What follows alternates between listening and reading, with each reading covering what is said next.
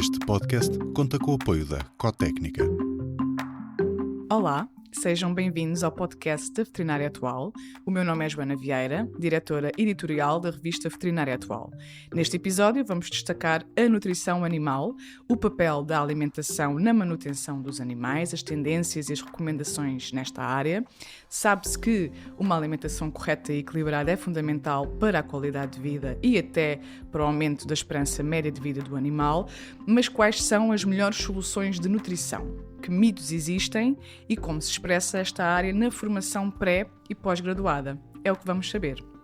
À conversa vamos ter o médico veterinário Miguel Oliveira Pinto. Olá, Miguel. Olá, Joana. E Tiago Tavares, gerente nacional da Cotécnica da ração OMNAT. Olá, Joana. Sejam bem-vindos. Começo por si, Miguel, e gostaria, antes de mais, que começasse por nos contar um pouco sobre o seu percurso como médico veterinário. Bem, eu já tenho uns aninhos de carreira, portanto terminei o curso, fiz o curso na Universidade de Lusófona, fiz o estágio curricular no Hospital Veterinário das Laranjeiras, e desde cedo me comecei a interessar pela parte da nutrição. Portanto, comecei, como eu costumo dizer, comecei por baixo, portanto, tive sempre muito ligado às marcas de nutrição animal. Tive uma loja online em que trabalhava exclusivamente com rações. Fui também o primeiro estagiário no Jardim Zoológico de Lisboa, em que é curioso porque é algo sim. que nós não sabemos, mas funciona na base do maneio, portanto toda a parte não apenas do comportamento, mas da nutrição, que é fundamental, claro. para que os animais possam estar saudáveis e com o peso certo, etc. Entretanto, abri alguns meses depois uma clínica veterinária em Lisboa e fui continuando assim o meu percurso. Tive na área da indústria farmacêutica, mais ligado à parte dos medicamentos. Fui diretor comercial de uma empresa farmacêutica ibérica. E pronto, e neste momento continuo sempre a exercer, obviamente. É isso que eu ia dizer, sempre a exercer clínica, claro, não é? claro. Isso é aquele bichinho que não pode sair. E hoje em dia sou diretor clínico de duas clínicas veterinárias, dos quais sou coproprietário. Tenho outro centro veterinário também, que não sou diretor clínico, mas que obviamente também exerço. E também trabalho numa área ligeiramente diferente. Sou também responsável de uma empresa de ambulatório de animais exóticos, que é também o futuro, em que, mais uma vez, sendo animais fora daquilo que... Herdou, se calhar, essa bichinho, vontade, sim. esse bichinho, literalmente esse bichinho, se calhar do estágio no zoo, não? Sim, é um mundo completamente à parte e fica sempre o bichinho. Portanto, sou responsável também numa empresa de animais exóticos, que fazemos ambulatório, portanto trabalhamos em clínicas no país inteiro, e que, mais uma vez, o maneio alimentar, especialmente neste tipo de animais, é também fundamental para a correta sobrevivência e para a manutenção da saúde. Claro. Então tem muitas frentes. Tenho várias No frentes seu de ataque. dia-a-dia. E agora, especificamente aqui sobre esta questão da nutrição, calculo que desde que começou a exercer a sua prática clínica e tendo-se focado nesta área da nutrição, com certeza tem notado aqui uma grande evolução, porque este mercado tem evoluído bastante nos últimos tempos. Como é que caracteriza estas mudanças?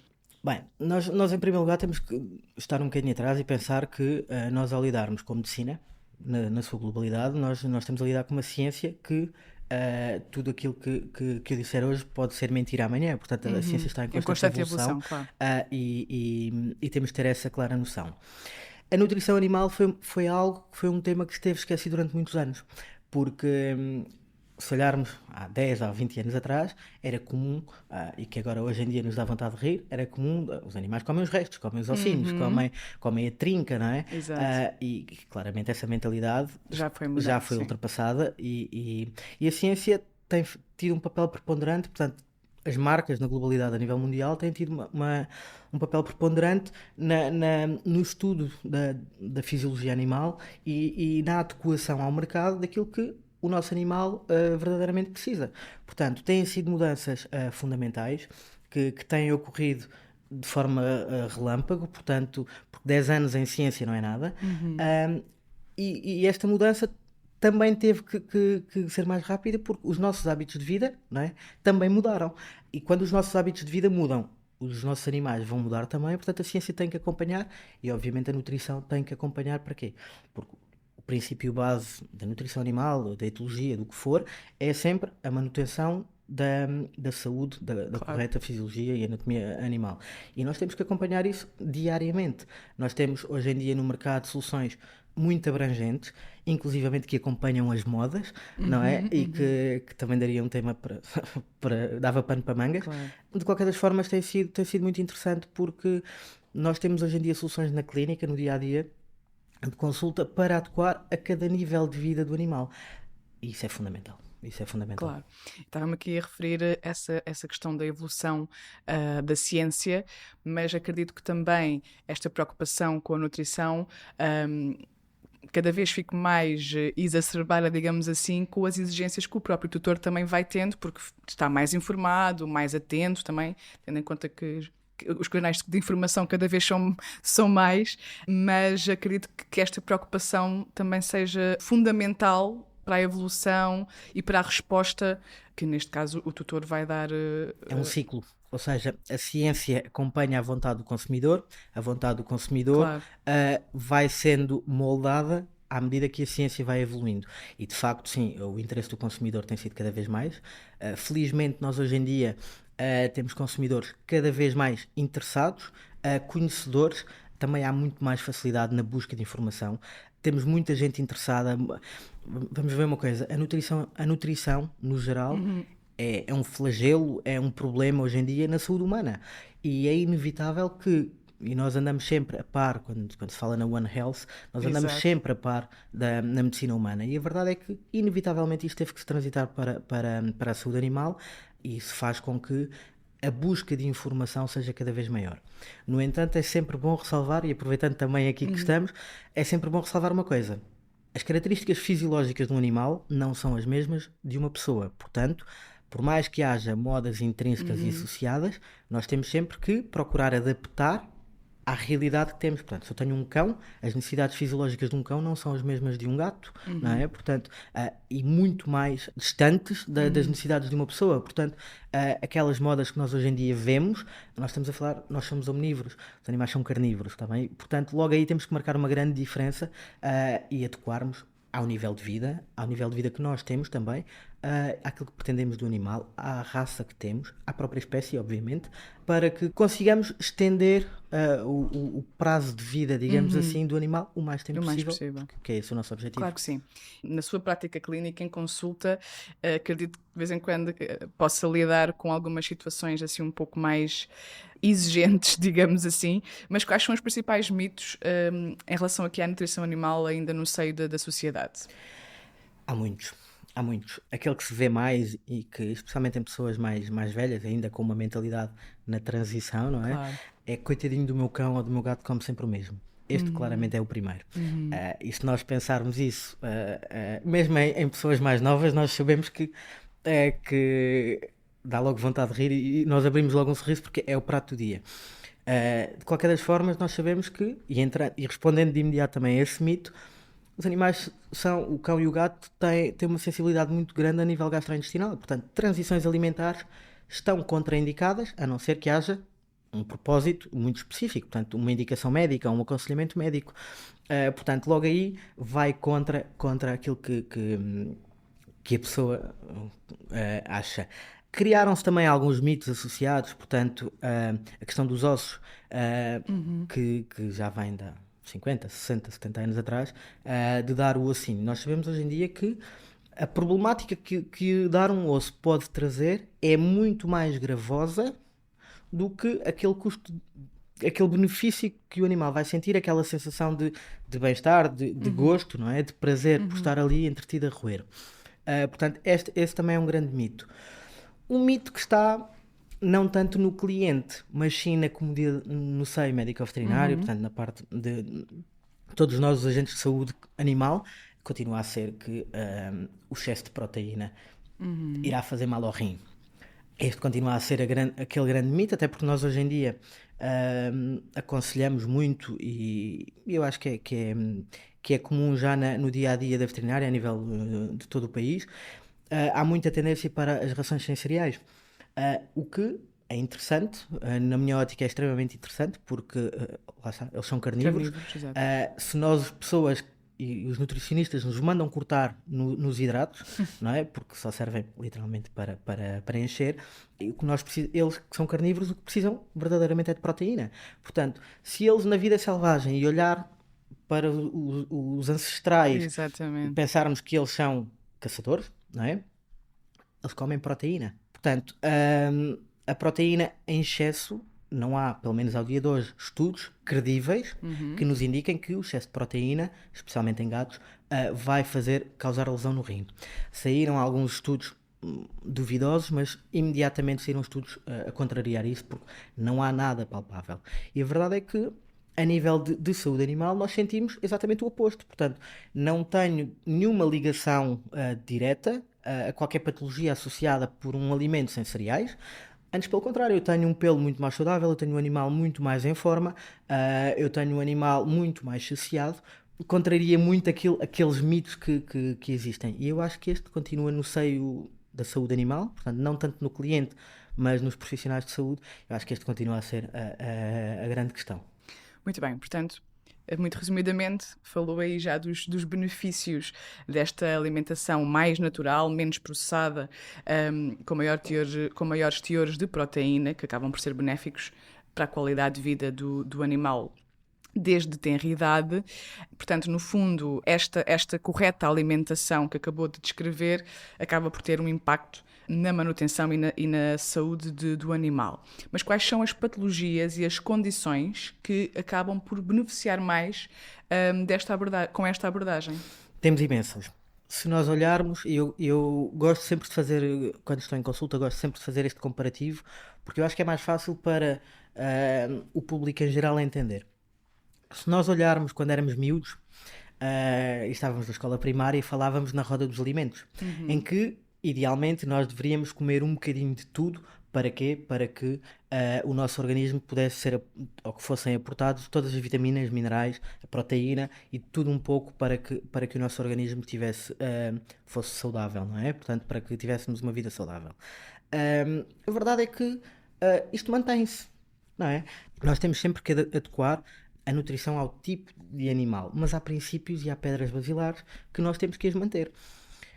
Goste ou não se goste de ouvir, a nutrição humana e animal, e eu faço sempre o comparativo porque é mais fácil às vezes as pessoas entenderem nas pessoas, é fundamental e é a pedra para a correta saúde ou a preservação da saúde. Obviamente, também sabemos que, e se olharmos para as notícias para o dia-a-dia, uma das grandes preocupações da medicina humana hoje em dia, a nível internacional, é a obesidade. Especialmente a obesidade nas crianças. E na veterinária não fica atrás. A verdade é que uma das principais patologias que deriva de uma menos boa nutrição animal, obviamente falamos de obesidade. E quando falamos de obesidade, temos logo aqui 3 ou 4 problemas associados a patologias que potencialmente podem estar associadas. Portanto, falamos obviamente de imediato da diabetes mellitus tipo 2, portanto, diabetes que todos nós conhecemos, em que uma das principais causas de diabetes mellitus tipo 2 em cães é a obesidade. Porquê? Porque há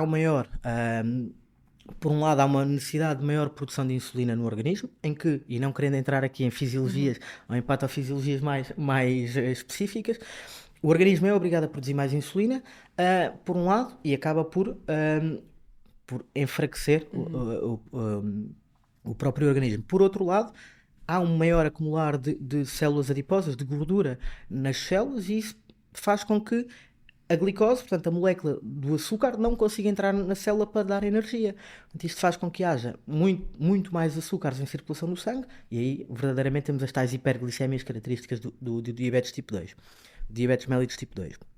Ora, entrando aqui mais numa questão mais específica.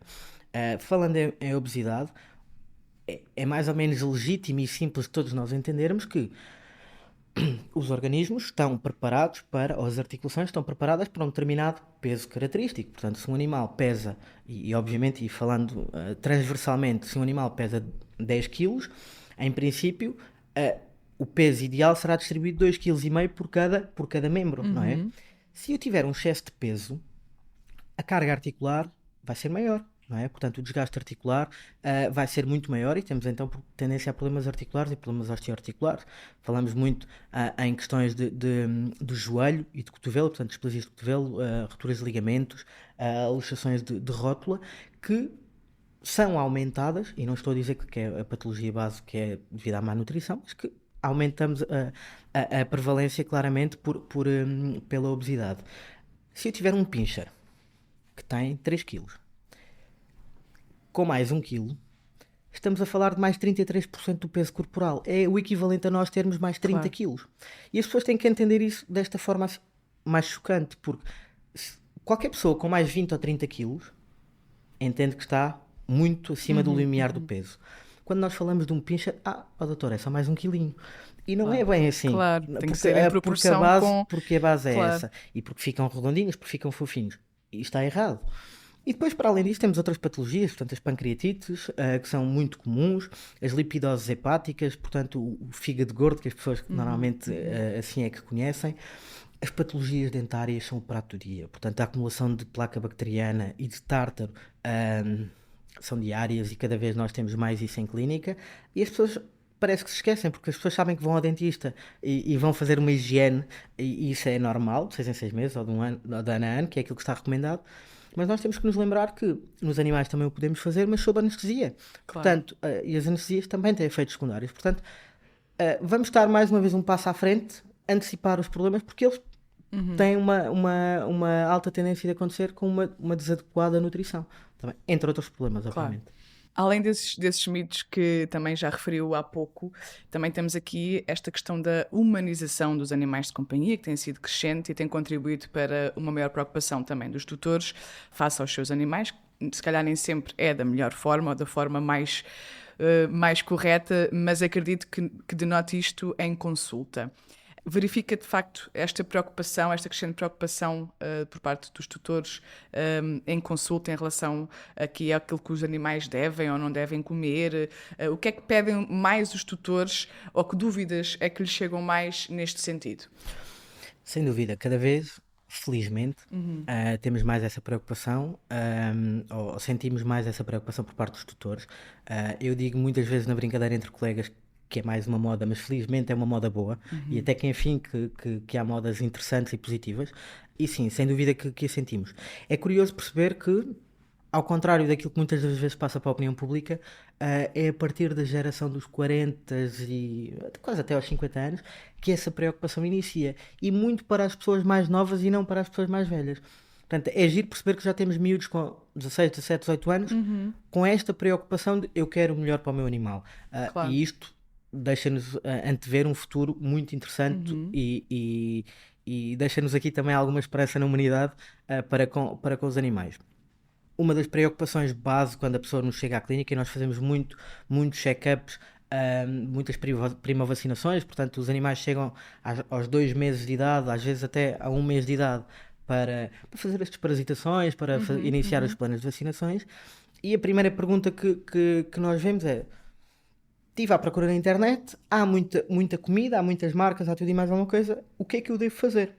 Porque as pessoas já perceberam, felizmente, que tem sido uma luta nos últimos anos, que é preciso olhar para os rótulos, é preciso olhar e perceber o que é que lá está escrito. Entretanto, as pessoas só perceberam uma parte, que é, sabemos que o primeiro ingrediente tem que ser a proteína.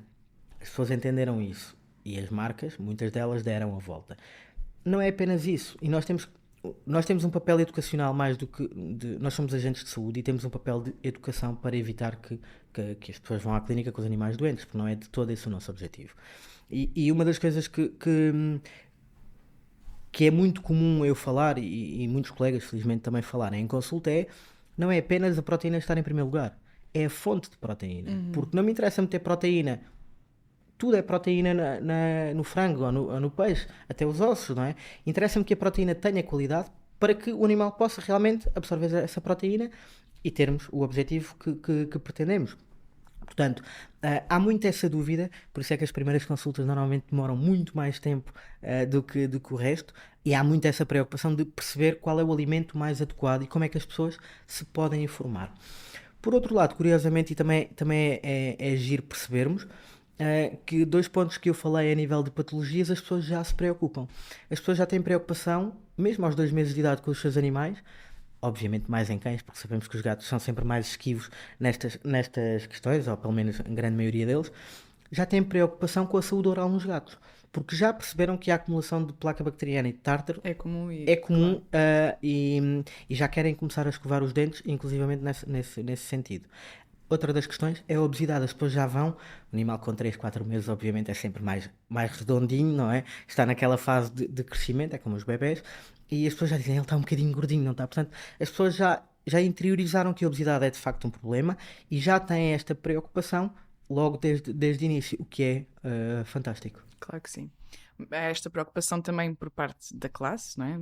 Vocês, médicos veterinários, em tentar equilibrar aqui o que são as modas e as tendências, digamos assim, com as recomendações e com a ciência, e tem um papel muito importante neste sentido. Como é que a nutrição, e esta área em particular, se reflete nas universidades e nos cursos de formação que são feitos? Bem, Está bem representada ou não? Não está. Infelizmente não está. Nós temos, e olhando, eu também tenho alguma experiência, como sabe, não referi no início, por ter dado aulas na faculdade e por ser formador, portanto estou muito ligado a essa área. E, infelizmente há uma lacuna muito grande. Portanto, todos os cursos de medicina veterinária em Portugal, obviamente, têm uma cadeira de nutrição animal, mas que é uma cadeira de nutrição animal que é transversal a todas as espécies que nós estudamos. Portanto, logo aí É mais generalista? é muito generalista.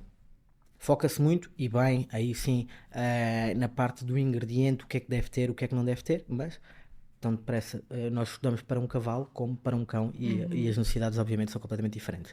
Portanto, claramente é uma lacuna que todos nós médicos veterinários temos e que todo o conhecimento que vamos tendo é por formação pós-universitária, portanto, ou por formações que vamos ter, por cursos que vamos querer tirar. Portanto, tem que haver muito o interesse pela nutrição animal. Para procurar atualizar-se, porque também é uma área dúvida. que está sempre sobre grande A nível dos evolução. exatamente, a nível dos outros profissionais, portanto, falamos auxiliares, falamos enfermeiros, que são, como eu costumo dizer, os nossos braços direitos e esquerdos, porque sem eles nós não conseguimos fazer tão bem o nosso trabalho.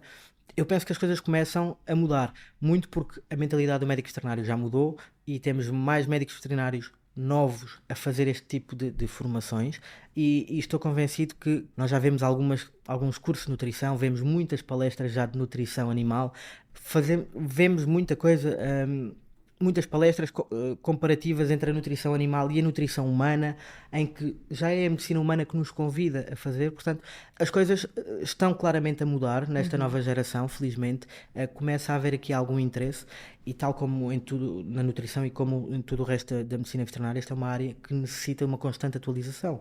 Portanto, seja qual for o agente de saúde, nós temos que estar constantemente a estudar, a aprender, porque, como falámos no início, a ciência está a evoluir, há coisas novas. Portanto, aquilo que eu estou a dizer hoje, amanhã pode não ser verdade se a ciência, se na ciência apresentarem aqui alguns novos estudos. Portanto, esta atualização tem que ser constante, unicamente porque nós somos agentes de saúde animal e temos que prestar o melhor serviço ao cliente e aconselhar o melhor que se sabe hoje em dia, não é? E este é o nosso papel. Tiago, focando um pouco mais nas soluções nutricionais existentes, vamos lá falar aqui sobre esta questão. Gostaria que me falasse sobre a Author, que é a nova gama da UNAT, com foco em ingredientes naturais e não processados. O que é que traz de diferente este produto? Bom, Joana, primeiramente aproveitar para agradecer o convite, dizer mais uma vez que é um privilégio estar aqui para falar um bocadinho sobre a Cotécnica e em particular sobre a UNAT. Bom, relativamente à gama Author, que é aquilo que nos traz aqui hoje, permita-me só fazer aqui um ligeiro parênteses, dizer que ela surge numa espécie de uma homenagem ao nosso veterinário e nutricionista já há mais de 40 anos, portanto o Dr. Jordi Einaudi, que está intimamente ligado à investigação sobre aquela que consideramos, enquanto companhia dedicada à nutrição animal, qual é que é a melhor nutrição para os nossos animais de companhia, e que a partir daí desenvolveu esta gama que eu considero, que consideramos de forma interna, aquela que é uma gama absolutamente ímpar no mercado. Indo aqui diretamente à questão e falando em particular sobre a gama Author, é uma gama que privilegia sobretudo o valor biológico aportado para o cão e para o gato. Nós sabemos que a grande maioria dos produtos secos são feitos à base de carne desidratada, portanto, que são a fonte comum de proteínas, aquilo que nós chamamos vulgarmente de farinha cárnica. No entanto, o processo de altas temperaturas e pressões utilizados na elaboração destas farinhas de carne faz com que as proteínas percam parte daquilo que é o valor nutricional original. Bom, a gama autor incorpora 60% de carne fresca e 40% de frutas, vegetais, superalimentos, ou seja, mirtilos, sementes de chia, curcuma, bagas de goji, erpagófitos, portanto, que apresentam claras propriedades com benefícios digestivos, propriedades antioxidantes, anti-inflamatórios, um pouco por aí.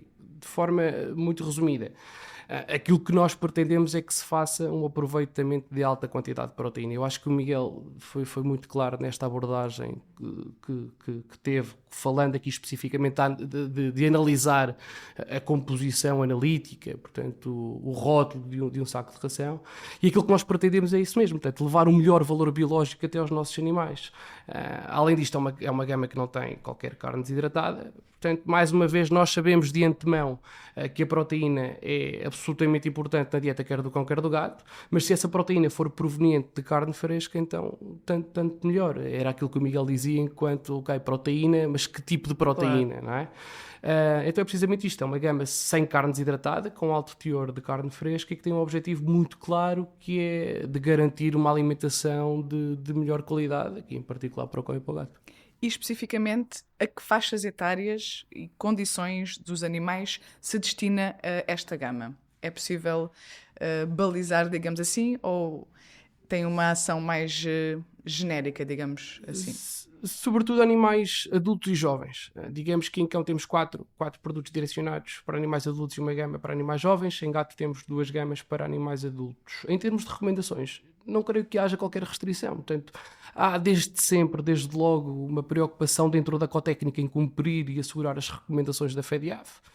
Portanto, eu diria que o produto apresenta uma transversalidade de recomendações. Muito bem. E quando é que começou esta preocupação por parte da Cotécnica, portanto desta gama UNAT em particular, em garantir estes alimentos naturais? Joana, eu diria que essa preocupação existe desde sempre, desde logo porque somos uma companhia privilegiada do ponto de vista em que estamos localizados numa zona de fácil acesso à matéria-prima. Quero dizer com isto que trabalhamos sobretudo na base da proximidade com os vários produtores. Isso permite-nos, como consequência, naturalmente garantir produtos de qualidade. Depois, por todo o trabalho do Departamento de Nutrição, no que toca sobretudo à investigação, à prospecção daquilo que consideramos ser a melhor dieta para o cão e para o gato, leva-nos a concluir que quanto mais natural for uma alimentação, melhor aproveitamento biológico o animal faz do alimento. E fazendo aqui um bocadinho de ponte para a última vez que aqui estive no podcast anterior, portanto, como tive a oportunidade de dizer, eu acho que há aqui uma máxima, portanto, a longevidade dos nossos animais parece-me que está intimamente ligada com a alimentação de qualidade. Portanto, eu acho que não podia ser de outra maneira. Como aqui falávamos no início, não é? A importância para a manutenção do animal. Estão previstas algumas novidades para este ano? O que é que podes vendar? Essa é tal questão que eu gostaria de responder de forma muito taxativa, mas que confesso que não sei. O que eu posso garantir é que vamos continuar a marcar presença, ou uma presença forte, impactante no mercado, porque é este o ADN da Cotécnica, e sendo assim eu diria que eventualmente sim, que podemos ter novidades, vamos aguardar para ver. Muito bem. Muito obrigada aos dois. Obrigado, Joana. Obrigada, Miguel. Obrigada, Tiago, pelas vossas considerações e pelo ponto de situação e balanço que fizeram das melhores práticas, digamos assim, e da atualidade ao nível da nutrição veterinária. Terminamos assim este podcast da Veterinária Atual. Agradeço a todos os que nos acompanharam desse lado. Esperamos por si no próximo episódio. Até lá, já sabe, acompanhe a Veterinária Atual através do site, das redes sociais e da revista em papel. Muito obrigada. Este podcast conta com o apoio da Cotécnica.